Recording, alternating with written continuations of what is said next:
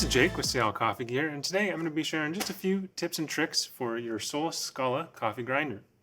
Scala, being a budget grinder that we really like here at Scala Coffee Gear, is, it works great in a variety of brew methods. We really like it for drip coffee, cold brew it does really well, French press, mocha pot, things like that. And I want to share with you just a few things that will make things a little bit easier when you're grinding. The first thing is to take care of any static problems you may be seeing. Static can happen on any grinder. It's just a side effect of the beans being slightly dry, grinding through the burrs, and then static builds up and allows the container to allow coffee grounds, on the side, around the lip, and everything like that.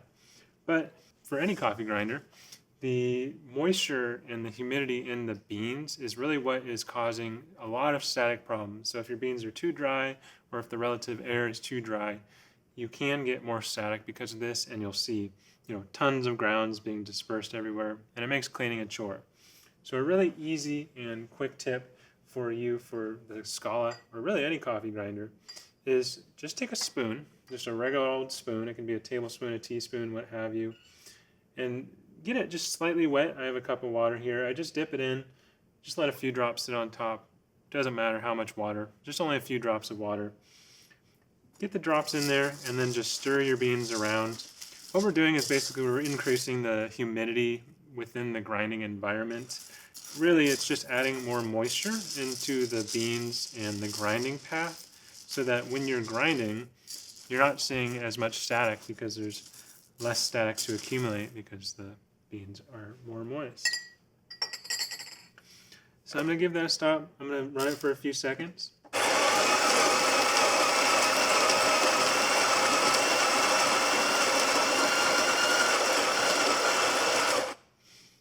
As you can see, it's a pretty good grounds in terms of static retention.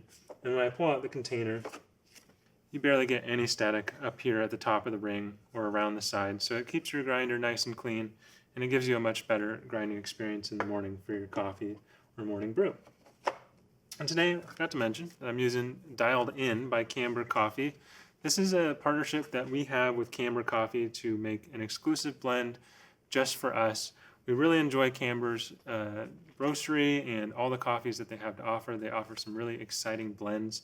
So right now, this is a washed Guatemalan coffee, and it has some great tasty notes. And I suggest you check it out because it tastes really great, and Camber's doing some really great stuff with a lot of their coffees.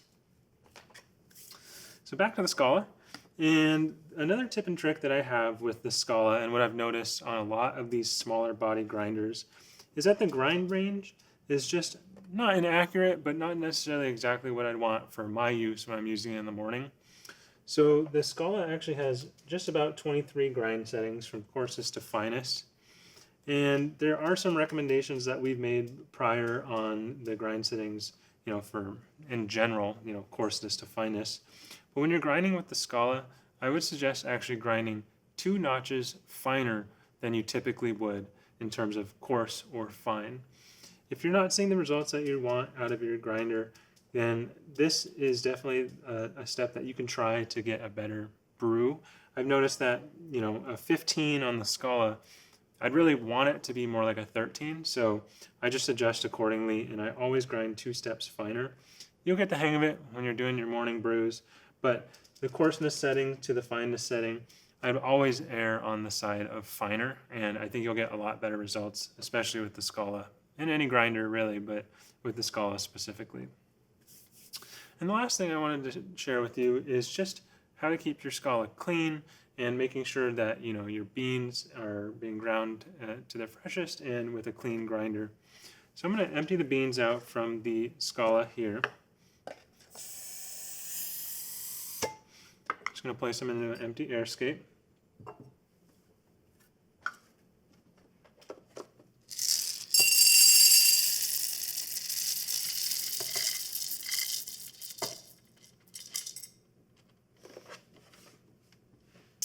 And importantly, don't forget to unplug the grinder.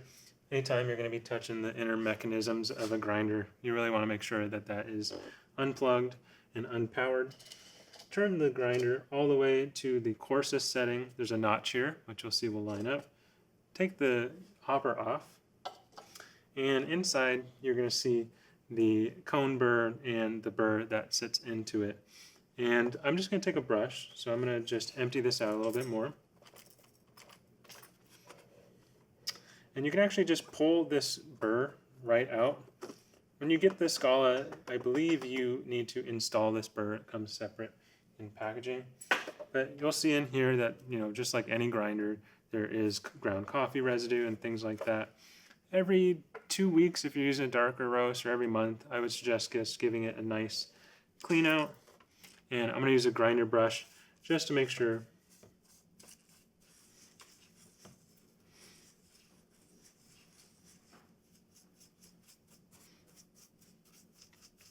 that everything looks nice and clean,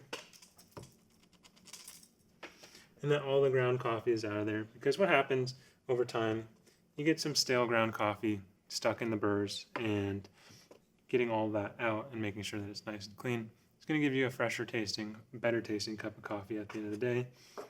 And this is a little bit of a messy process, so make sure you have a garbage can sitting by just to make sure that you can sweep up any grounds that come out of the dispensing spout.